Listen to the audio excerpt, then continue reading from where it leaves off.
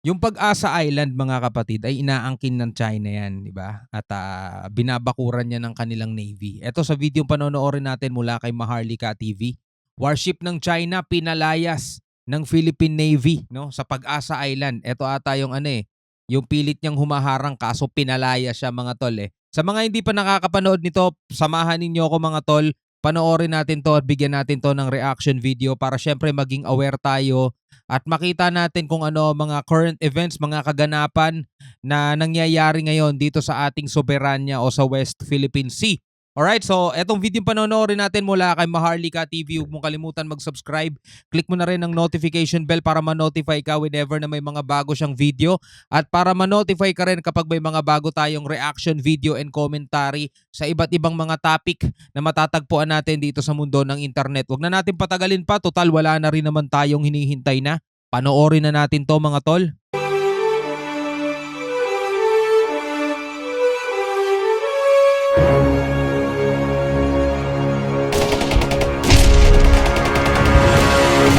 Maharlika TV, MTV. Barkong pandigma ng China na pumasok sa karagatang parte ng West Philippine Sea, walang takot at matagumpay na napaalis ng isang barko ng Philippine Navy. China muli na namang nagbabala sa Pilipinas pero hindi nito nasindak si Secretary of National Defense Gibo Teodoro. Yeah. Abangan kapatid ang kompletong mga detalye kaya manatiling nakatutok dahil dito bawal ang fake news. Bago tayo magpatuloy, isang like lang po ang hinihingi ko para sa videong ito. Malaking bagay na po yan bilang suporta sa ating bawat in-upload. Back to the video. Okay, itong Pag-asa Island mga kapatid ay pasok yan sa ating exclusive economic zone na 200 nautical miles mga tol mula nang maitatagan UNCLOS, napagdesisyonan at napagkasunduan ng mga bansang kasali rito mga tol. Mga bansang nasasakop mga tol. Siyempre, dapat bawat bansa ay magkakaroon ng bahagi ng dagat. Ito nga 200 nautical miles nga. At sang-ayon dyan mga tol ang China. Subalit, bagamat na nakapirma sila doon ay hindi naman nila iginagalang o hindi nila kinikilala yung naging natin dito, claim natin. 200 nautical miles to mga kapatid sa nasasakop ng ating West Philippine Sea o exclusive economic zone na dapat ay tayo ang nakikinabang at tayo lang dapat ang may pakinabang dito sa mga yamang dagat na nandiyan, mga isla na nandiyan mga tol. Pero tignan nyo, kahit na sobrang layo na niyan sa kanila, umaabot sila rito sa atin para lamang gawin ang mga bagay na illegal, mga kapatid. Tuloy natin 'to.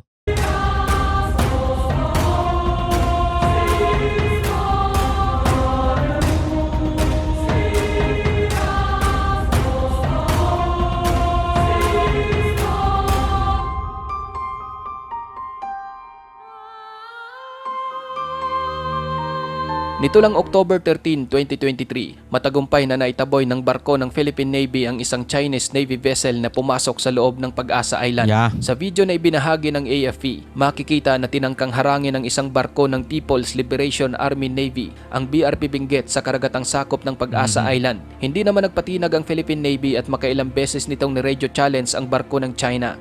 Chinese Naval Warship 621, this is Philippine Navy Warship Lima Sierra 507. In accordance with collision regulations, you are violating rule number 7 and endangering our safe navigation by blocking our course line. You are advised to keep clear immediately and avoid risk of collision.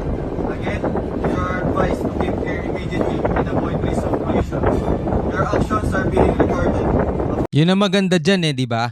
Habang nire-radio challenge sila mga tol, pinapaalala sa kanila kung ano yung nilalabag nilang rules and regulation pagdating dito sa karagatan. No, kasi minsan talaga mga tol, alam nila yon, alam nilang lumalabag sila at alam nilang illegal lang ginagawa nila pero lakasan na lang ng loob ang kailangan nilang gawin at kailangan talaga nilang ipakita yung pagiging nila, dominante nila dyan. At mangaras sila ng mangaras, which is itatanggi din naman nila later on, no? At sasabihin nila, tayo ang lumalabag sa batas, tayo ang lumalabag sa international na batas. Samantalang ang sasabihin nila, akma daw at tama lamang daw ang ginagawa nila. Pero dito sa ginawa ng ating Philippine Navy mga kapatid, akmang-akma talaga 'yun. papaalalahanan mo sila. Minsan kasi talaga sa sobrang gusto nilang mangharas mga tol, gusto nilang mambulas, nakakalimutan nilang sila pala yung nakakagawa ng labag. Kaya ayun agad-agad yung agad sa kanila, no, pinapaalala. Kumbaga sinasampal sila ng reminder. Kaya tignan mo yung barko nila, no, after nilang marinig, you are being recorded. You are violating the section 7 rules and regulation, di ba? Yung anti-collision. Tignan nyo, bigla na lang iiwas yung barko nila at aalis. Takot din eh. Avoid offensive and intentional dangerous maneuvers. Over. Tuluyang naitaboy ng BRP Benguet ang warship ng mga Chino at matagumpay na naisagawa ang kanilang misyon. Oh, Sa ayan, no? insidenteng iyon, patungo ang BRP Benguet sa Rizal Reef Station upang magsagawa ng rotation at resupply mission. No, kitang-kita, bigla silang kaabig pa kanan di ba?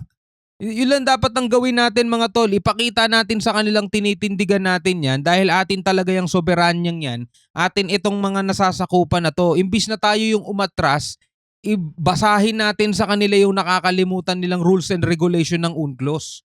Tapos sabihin natin sa kanilang, recorded kayo, ganun. Ang warship ng mga Chino at matagumpay na naisagawa ang kanilang misyon. Sa insidenteng iyon, patungo ang BRP Benguet sa Rizal Reef Station upang magsagawa ng rotation at resupply mission. Ayon sa Armed Forces of the Philippines, nilabag na naman ng China ang international law dahil sa presensya ng mga barko nito sa karagatang sakop ng ating teritoryo at iligal na panghaharang sa rotation at resupply mission sa mga barko ng Pilipinas sa may West Philippine Sea. Hindi pa rin talaga tumitigil ang China sa kanilang panggigipit sa ating mga barko sa West Philippine Sea. Mas lalo pang nagiging agresibo ang mga ito na kunin ang ating mga teritoryo. Ayon sa datos, 6 na beses nang isinagawa ng mga barko ng China sa Pilipinas ang ganitong hakbang ngayong taon. Ayon sa Armed Forces of the Philippines, ang pagbuntot at tinangkang pagharang sa harap ng BRP Benguet ng isang Chinese People's Army Navy warship malapit sa Pag-asa Island ay isang uri raw ng dangerous maneuver na ngayon lang nangyari. Kung dati mga Chinese Coast Guard lang at fishing militia ang mga nanghaharang sa barko ng Pilipinas, gaya ng madalas mangyari sa resupply mission sa Ayungin Shoal. Ngunit ngayon, pati mga Chinese warship kasama na sa mga nanggigipit sa ating mga barko. Ayon sa ulat, 2020 pa nagkaroon ng insidente ang Pilipinas at Chinese Navy nang itutok umano ng Chinese warship ang gun targeting device nito sa BRP Condrado Yap malapit sa Malampaya Gas to Power Project. This is the first time that I received this kind of report. The China Navy that first it shadowed the BRP Benguet to as close as 80 yards.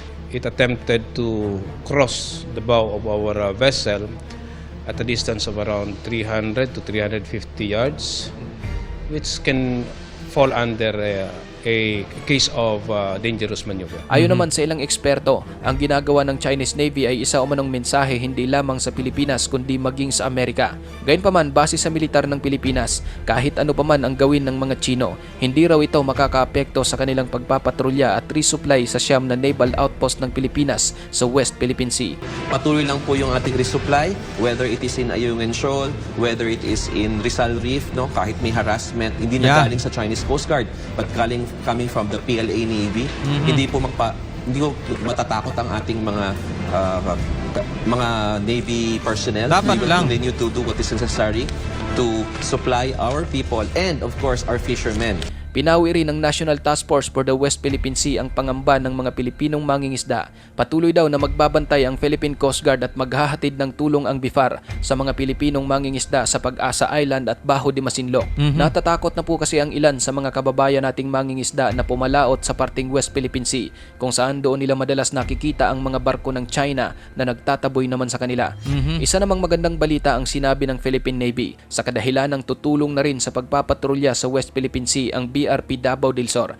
Isa sa pinakamalaking Navy ship ng AFP ang BRP Davao del Sur, kung saan madidistino ito sa lalawigan ng Palawan.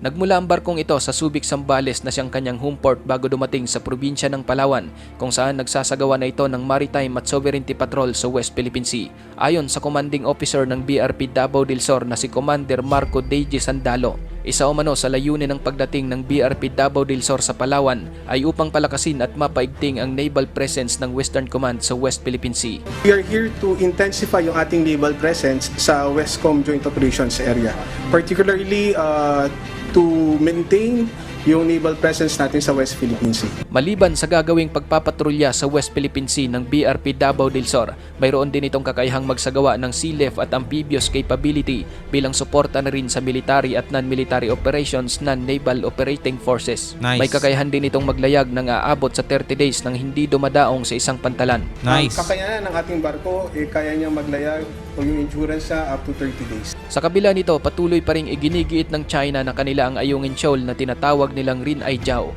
Ayon sa pahayag ng China, noon pa man daw at simulat sa pool ay bahagi na ng kanilang bansa ang Ayungin Shoal. Paano naging bahagi ng kanilang bansa yan? Napakalayo niyan sa kanila. Paano magiging bahagi yan ng kanilang bansa? Noon pa man daw talaga, ha? Pahayag ng China, noon pa man daw at simulat sa pool ay bahagi na ng kanilang bansa ang Ayungin Shoal. Muli rin itong sinabi na hindi nila kinikilala ang anumang South China Arbitration Award na nagsasabing ang Pilipinas ang may karapatan sa naturang bahura. Yun na nga hindi nila kinikilala mga tol. So paano pa yung UNCLOS? 'Di ba? So paano pa yun? Di bali wala rin sa kanila yun, hindi nila kinikilala yun. Oh, diba? Pinapalabas rin ng China mga kapatid na ang Pilipinas ang madalas nagsisimula ng tensyon sa West Philippine Sea. Sinasabi nila na animoy tayo pa ang gumagawa ng hindi maganda sa atin mismong sariling teritoryo. Ayon sa kanila, itigil na daw ng Pilipinas ang mga provokasyon at paggawa ng gulo na nakakaapekto sa kapayapaan at katatagan sa South China Sea. Nagbabala rin ang China sa Pilipinas na wag na raw nating palalain pa ang sitwasyon sa West Philippine Sea. Bunsod naman ito sa pag-aalis ng Philippine Coast Guard sa inilagay nilang boya sa may Baho de Masinloc. Ayon kay Chinese Foreign Ministry Wang Wenbin, hindi na dapat pang palalain ng Pilipinas ang problema sa tinaguriang disputed reef na Dapat hindi, mali yun. Wag na dapat palalain pa ng China yung mga ganyang mga bagay. Sila lang naman na talaga problema dyan Kailangan lang talaga nilang tanggapin na hindi kanila yan. Tapos ang problema dyan, katayo gusto lang naman natin kunin yung atin Kasi atin naman talaga yan, panahon pa ng mga Kastila, 18th century pa lang atin na yan Sila 1947 lang nila kine-claim yan pero matitigas talaga mukha nila, no? Kahit na sinabi na nga ng UNCLOS, kahit na nga sinabi ng Court of Arbitration, mga tol, na hindi yan kanila, sa Pilipinas yung 200 nautical miles na kine-claim natin, ayaw naman nilang kilalanin. Dapat wag na nilang palalain yung sitwasyon dyan. No, manatili na sila, tanggapin na nila yung malaking bahagi na nasa kanila. Huwag na nilang kunin pa yung hindi naman kanila. Kukulit din itong mga to, no? kanila ring inaangkin na tinawag na nilang Wangyan Island. Ngunit buwelta naman ni Secretary of National Defense Gibo Teodoro, katawa-tawa ang mga statement ng Tama. China. Walang epekto to sa operations natin at kung tatawagin po tayong provocative, ang provocative kung doon tayo magpatrol sa 200 nautical mile exclusive economic zone nila o mangisda tayo doon. Tama. Sila ang nangihimasok dito.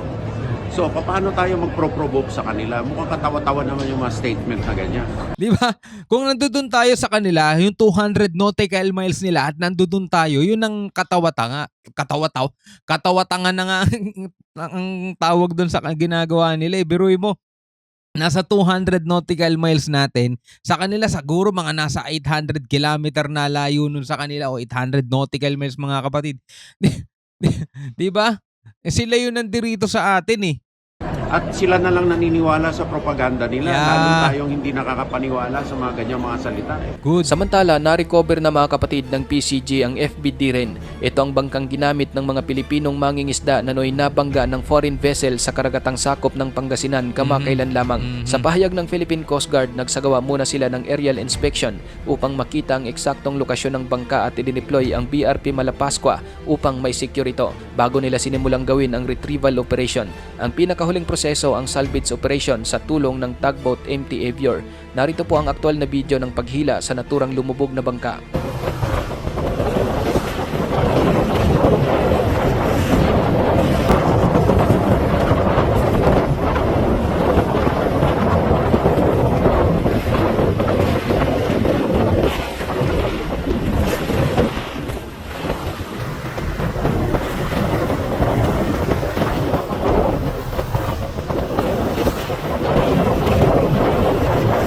Ito yung nabangga ng tanker, no? Ayon sa PCG Commander for Maritime Safety Services Command na si Vice Admiral Joseph Coime, mahalaga ang retrieval ng bangka sa pagpapatuloy ng investigasyon sa itinuturing nilang very serious maritime incident kung saan tatlo sa ating mga kababayang mangingisda ang nasawi sa insidente. Ikaw kapatid, ano ang masasabi mo? Okay, so anong masasabi mo rito sa video na panood natin? Para sa akin, agree ako dun sa sinabi ni Secretary of Defense, Gibo Teodoro, no? Nakakatawa na lang talaga yung statement nila, mga tol. No, tayo pa provocative samantalang international law na mismo nagsasabi. No, wala tayong inaangkin diyan na walang saligan, walang pinagbabatayan. 'Di ba? Merong international law, UNCLOS na nagsasabing etong 200 nautical miles na to, marunong ba sila magbilang? Etong 200 nautical miles na to ay nasasakop ng Philippine Exclusive Economic Zone. So kahit saang korte nila dalhin, no? Sa kanilang korte lang siguro mananalo, pero kung pag-uusapan natin international law, wala silang laban mga kapatid, no? So ikaw bilang isang Pilipino, ano masasabi mo rito sa video na panood natin? Comment ka na lang sa baba mga tol. Pag-usapan natin yan. Hanggang sa muli, ako nga pala si Shobal D. Peace out.